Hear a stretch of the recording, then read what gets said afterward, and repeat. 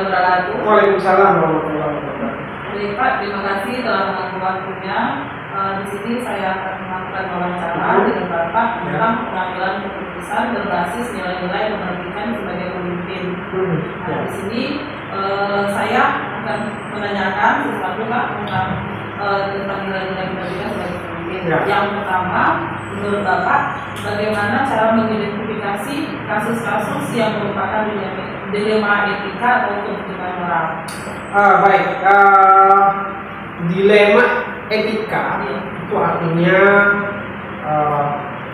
permasalahan-permasalahan terkait dengan sikap dan perilaku. Nah, etika itu ethics itu artinya nilai-nilai moral, nilai-nilai moral yang ditegakkan di lingkungan sekolah, ya, yang menjadi bagian dari budaya sekolah. Nah, kapan nilai-nilai ini ternyata dilanggar, ya, baik sengaja ataupun tidak sengaja oleh baik guru, tenaga pendidikan, peserta didik dan sebagainya. Nah, jadi intinya pelanggaran itu sesuatu yang memang riskan terjadi, ya, riskan terjadi. Mengapa saya katakan itu riskan terjadi? Yang pertama itu tergantung dengan kesadaran. Apabila kesadarannya tinggi, maka tidak akan pernah terjadi pelanggaran-pelanggaran nilai-nilai etika. Namun jika kesadarannya rendah, maka akan terjadi. Namun selain terkait kesadaran, pasti juga ada faktor-faktor lainnya. Namanya aja manusia, ya. Jadi ada faktor manusiawi yang membuat manusia itu ternyata secara tidak sengaja melanggar nilai-nilai etika itu. Nah, dalam konteks mengatasi permasalahan itu, tentu kepala sekolah tidak bisa serta-merta memberikan hukuman justifikasi. Namun ada langkah-langkah yang harus dilakukan. Jadi dilema etika itu yang terjadi Pak kesadarannya yang harus dilihat. Ya. Terus bagaimana menurut Bapak menjalankan pengambilan keputusan di sekolah, terutama untuk kasus-kasus di mana kan menjalankan mengambil keputusan itu? Ya, jadi prinsipnya begini, ya. Kepala sekolah di dalam mengambil keputusan, artinya dia memang harus betul-betul memahami permasalahan apa yang terjadi, permasalahan apa yang sebetulnya terjadi. Jadi kepala sekolah harus betul-betul membangun perhatian, ya, membangun kepekaan, ya, terhadap masalah yang terjadi. Karena dari masalah yang terjadi ini nanti akan berefek pada dimana kepala sekolah harus mengambil keputusan, ya, yang sifatnya memilih. Namun pada prinsipnya tidak ada kita memilih. Mengapa saya katakan memilih? Ketika kita sudah memilih, artinya kita sudah diskriminatif. Ya, memilih juga itu menunjukkan bahwa kita tidak tajam dalam memahami suatu permasalahan. Artinya memilih itu adalah suatu keadaan di mana kita tidak mampu melihat kejelasan. Artinya saat kita jelas mampu melihat, artinya kita mampu melihat dengan jelas, maka tidak akan ada memilih. Maka pada prinsipnya saya dari pertanyaan yang tadi sebetulnya tidak ada keharusan, tidak ada situasi yang mengharuskan kepala sekolah memilih. Jika ia mampu melihat dengan ketajaman, maka tidak akan ada pilihan, tapi tindakan yang betul diambil atas dasar kepekaan. Terus Pak, langkahnya gimana supaya kita bisa melakukan tersebut itu sesuai dengan nilai-nilai tadi? Kalau langkahnya kan gampang dan kembali membangun perhatian atas masalah yang terjadi. Apa langkahnya seperti apa? Yang jelas yang namanya keputusan itu kan artinya kita tidak bisa kepala sekolah serta-merta memutuskan sendiri. Dia harus melibatkan rekan kerja lainnya, melibatkan dalam artian menarik pendapat-pendapat, ya, ide-ide yang bersifat konstruktif untuk dikaji bersama yang kira-kira akan membantu dalam pengambilan keputusan. Prinsipnya itu begitu. Terus bagaimana kalau ini menurut Bapak hal apa saja yang dianggap efektif dalam pengambilan keputusan itu? Hal yang paling sebetulnya tidak ada hal yang paling efektif karena setiap permasalahan itu memiliki keunikannya sendiri, yang memiliki keunikannya sendiri. Jadi tidak ada cara tertentu yang menjadi best practice istilahnya ya, yang menjadi praktek terbaik yang bisa kita adopsi untuk menyelesaikan suatu permasalahan. Karena apa ya, permasalahan itu diselesaikan atas dasar pengalaman, ya, atas dasar pengalaman. Nah, pengalaman tertentu tidak bisa kita terapkan untuk permasalahan lainnya dalam setting yang berbeda, dalam situasi yang berbeda. Maka solusi atas suatu permasalahan itu akan muncul dengan sendirinya saat kepala sekolah ataupun mereka pengambil keputusan mampu melihat dengan kepekaan dan ketajaman, mengamati permasalahan itu, ya, kemudian dia mengembangkan nilai-nilai kepedulian, cinta dan kasih sayang, ya, sehingga keputusan yang diambil itu tidak destruktif, menghancurkan, merugikan, ya, ataupun bersifat brutal, merendahkan eksistensi manusia yang ada di dunia sekolah. Jadi Pak, kalau misalnya tadi, kalau misalnya hal-hal yang selama ini yang menjadi tantangan, misalnya kan ada kasus dilema bagi kita yang bisa untuk mengambil keputusan itu, langkahnya apa? Maksudnya apa? Misalnya tadi kata Bapak tadi apa dalam pengambilan kita keputusan ya, ada hal-hal penting yang bisa Bapak lakukan. Ya, yang jelas kita berdiskusi. Ya, kita kalau mau memutuskan suatu permasalahan tuh nggak bisa sendiri. Jadi melibatkan banyak orang, jadi kita berkoordinasi, menjalin komunikasi, ya, menggali informasi, gitu kan. Jadi kedalaman, ketajaman pemahaman terhadap permasalahan itu apabila informasi itu tergali dengan baik, maka harus kita gali informasi itu. Jadi langkah-langkah yang paling utama itu yang kita menggali informasi, ya, kemudian menganalisa data tersebut, informasi tersebut dianalisa secara mendalam, lalu kemudian dikembangkan solusi-solusi yang kira-kira efektif untuk penyelesaian masalah itu, dan diskusi dan musyawarah. Itu di antara langkah-langkah.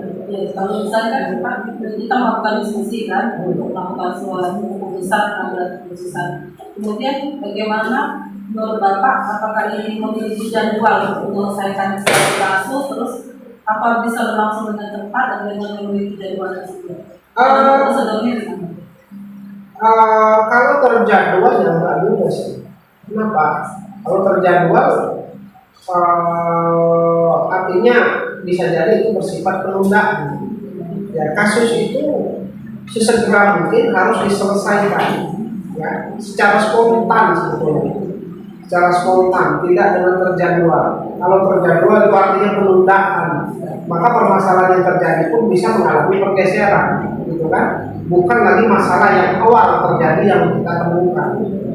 Nah, secara spontan dalam artian maka kepala sekolah itu harus berkoordinasi dengan tim. Artinya memang ada orang-orang termasuk guru senior, ya, orang-orang yang memiliki kompetensi di bidang konseling yang mampu, ya, memberikan apa ya, solusi-solusi terhadap permasalahan etika yang terjadi di lingkungan sekolah. Jadi kita tuh harus ada koordinasi ya Pak? Ada koordinasi. Terus menurut Bapak, apakah ada faktor selama ini yang mempermudah dan membantu dalam pengambilan kasus dalam kasus etika ini? Itu tadi apa, budaya sekolah yang selama ini kita apa ya, saling bahu-bahu saat ada permasalahan. Jadi kita tidak pernah permasalahan itu dibiarkan begitu saja, ya. Pasti kita nilai-nilai musyawarah mufakat yang ada di sekolah, termasuk keberadaan guru-guru senior kita yang menjadi pedoman bagi kawan-kawan itu selalu aktif dalam penyelesaian permasalahan, dan ini sangat memberikan kontribusi positif dari perkembangan dari sekolah yang baik. Baik, Bapak, mungkin dari pernyataan tadi, pelajaran apa yang bisa Bapak petik ya, dari pengalaman dalam mengambil sebuah keputusan etika ke depan? Ya, intinya kita jangan serta-merta memberikan hukuman, ya, Kenapa saya katakan yang serta-merta memberikan hukuman? Karena menghukum itu tidak membuat orang belajar. Demikian juga kita untuk tidak begitu mengapresiasi, memberi reward, penghargaan yang berlebihan terhadap etika-etika seseorang yang dianggap baik. Kenapa? Karena apabila itu terjadi, kita memunculkan memberi konflik di lingkungan sekolah. Ya, jadi saat kita memberikan penghargaan kepada si A, kemudian akan terjadi secara natural kecemburuan sosial kepada diri yang lain. Maka sistem reward dan punishment itu kalau saya pribadi tidak saya tegakkan. Ya, tidak saya tegakkan. Menghukum tidak memberikan pelajaran, memuji, memberikan penghargaan juga tidak memberikan suatu proses pembelajaran yang baik. Yang terpenting adalah bagaimana kita mencari perhatian dan kasih sayang di lingkungan sekolah dengan sama-sama membangun kesadaran diri, self awareness, dan membangun kepekaan di lingkungan sekolah dan kepedulian. Itu saja Pak, mungkin wawancara kita pada pagi hari ini. Saya minta maaf kalau sudah mengucapkan Pak ya. Terima kasih ya Pak ya. Senang bisa diskusi. Iya, terima kasih. Saya ucapkan Assalamualaikum warahmatullahi wabarakatuh. Waalaikumsalam warahmatullahi wabarakatuh.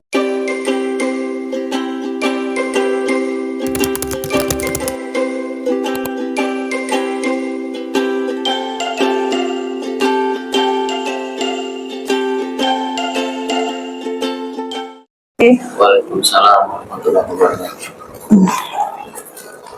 Selamat pagi Pak Andi. Selamat pagi.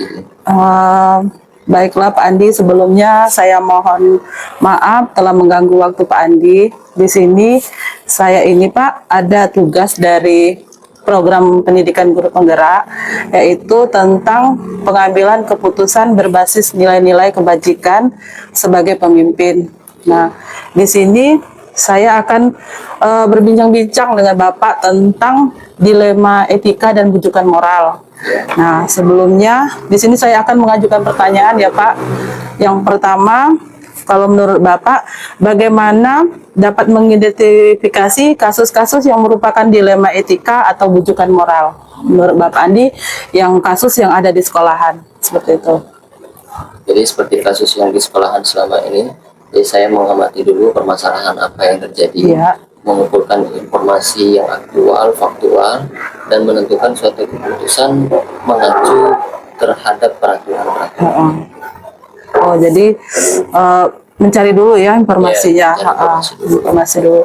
Nah, terus yang kedua Pak, bagaimana menurut Bapak menjalankan pengambilan keputusan di sekolah, terutama untuk kasus-kasus di mana ada dua kepentingan yang sama-sama benar atau sama-sama mengandung nilai kebajikan, seperti itu. Ini pertanyaan yang agak rumit.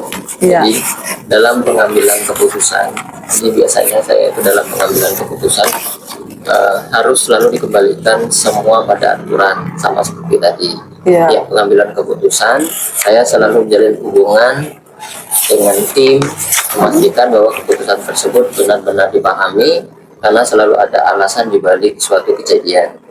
Oh, Jadi seperti itu. seluruhnya ketika ada permasalahan, apalagi internal, Iya. jadi kita punya tim, ada tim manajemen, Iya. kita kumpul bareng-bareng untuk menyelesaikan semua permasalahan seperti itu. Jadi harus kumpul dulu ya Pak ya. Oke. Terus langkah-langkah atau prosedur seperti apa yang bisa Bapak lakukan selama ini? Jadi selama ini yang pertama saya lakukan yaitu saya mencari informasi terlebih dahulu. Saya datang ke lapangan, turun ke Iya. lapangan, cari cara, terus wawancara, saya cari info-infonya. Iya. Lalu setelah itu saya menganalisa, baru mengambil keputusan yang terbaik. Oke.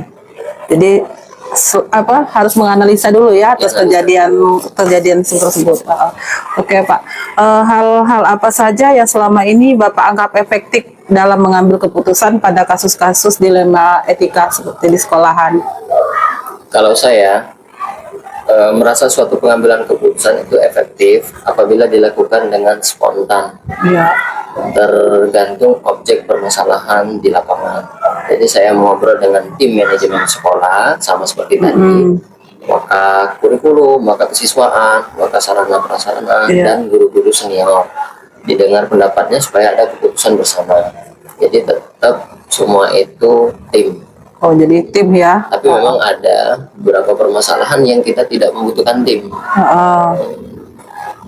Nah, seperti itu. Jadi kayaknya dari tim itu tepat untuk mengambil sebuah keputusan ya Pak ya. Kita bermusyawarah Jadi, seperti itu. seperti ini.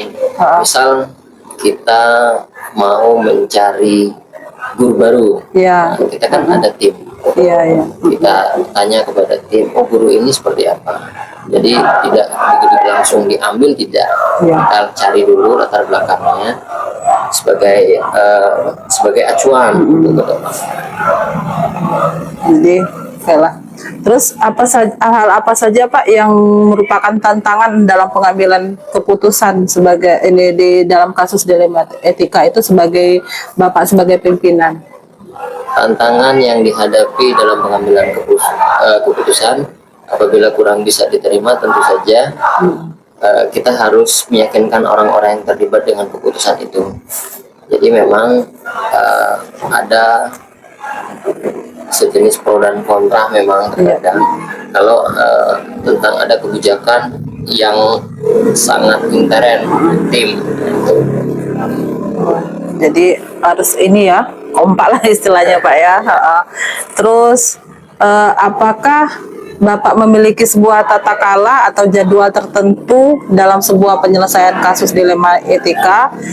Kalau misalnya ada jeda waktu, apakah Bapak langsung menyelesaikan di tempat atau memiliki sebuah jadwal untuk menyelesaikannya? Bagaimana bentuk dan prosedurnya? Seperti apa yang dijalankan selama ini, Pak? Kalau ini saya tidak ada jadwalnya, jadi tidak ada jadwal tertentu. Pokoknya harus bisa diselesaikan dengan baik sebisa mungkin, dan tidak harus berlama-lama untuk menyelesaikan masalah tersebut. Ya. Kalau kelamaan sudah basi ya Pak ya. Pengambilan keputusannya. Oke, adakah seseorang atau faktor yang selama ini mempermudah atau membantu Bapak dalam pengambilan keputusan dalam kasus-kasus dilema etika? Jelas banyak faktornya. Iya. Jadi dari awal tadi kita bicara, ketika ada faktor-faktor yang membantu jelas banyak. Misalkan ada dewan guru, ada bapak ibu wakil, ada yayasan. Kami kan punya atasan lagi, yaitu pengurus yayasan. Jadi ketika suatu permasalahan itu tidak bisa kita selesaikan dengan tim atau kepala madrasah, kita balikan ke yayasan. Ketika itu bisa diselesaikan oleh kepala madrasah, saya sendiri, atau bisa diselesaikan dengan tim, jadi kami selesaikan. Jadi faktornya banyak pendukungnya Pak ya. Terus dari semua hal yang disampaikan tadi Pak, pembelajaran apa yang dapat Bapak petik atau pengalaman dalam mengambil keputusan dilema etika ini? Pengalaman adalah guru terbaik. Kita belajar berbagai kejadian untuk setiap kasus permasalahan yang terjadi di lapangan. Memang guru yang terbaik itu pengalaman. Iya benar. Jadi semakin lama semakin bagus. Jadi memang pengalaman itu yang utama. Kita banyak belajar dari pengalaman seperti ini. Oh iya. Berarti pengalaman itu Pak ya penting ya, kalau kita sangat penting. Ya mungkin bincang kita hari ini Pak mungkin sebatas ini aja dulu ya Pak ya. Terima kasih Pak Andi telah menyita waktunya. Sama-sama. Saya mohon maaf jika ada kata salah. Saya akhiri. Assalamualaikum warahmatullahi wabarakatuh. Waalaikumsalam warahmatullahi wabarakatuh.